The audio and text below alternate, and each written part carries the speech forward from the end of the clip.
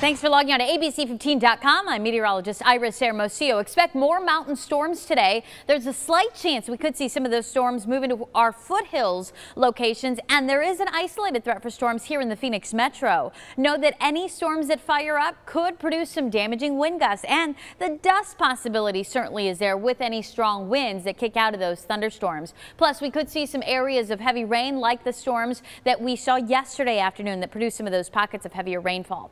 As you notice, most of the state has at least a chance of thunderstorms. That light green color indicating that there's at least a chance. But notice that darker green that highlights portions of the Phoenix metro and southeast Arizona. That's a marginal risk for severe weather. The biggest threat, those strong winds. That means we could get some storms that produce wind gusts upwards of 60 miles an hour, and a portion of the Phoenix metro included in that, as the risk is certainly there with any storms that do manage to work their way in to produce those strong winds. Now, our storm chances will be best across southeast Arizona and the higher terrain to our east, but we could see some of those storms again work their way off the higher terrain and move into the valley going into this evening and tonight, and that trend is going to continue over the next few days. Tomorrow, storm chances in the forecast, and through the weekend we've got those storm chances too.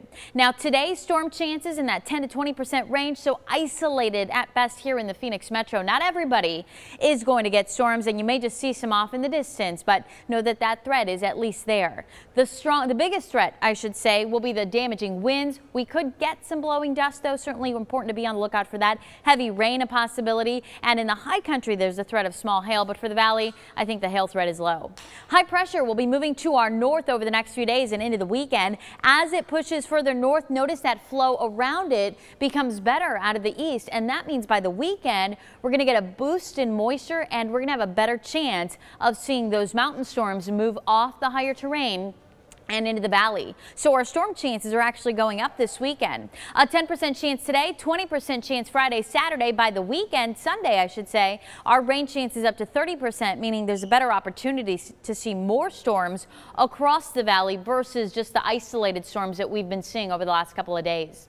High temperatures today make it to near average. Phoenix topping out at 107 today, 107 in Phoenix, but near 110. In fact, just above it at Lake Havasu and Bullhead City. 94 today in Sedona, highs in the mid 80s in Heber and in Show Low today.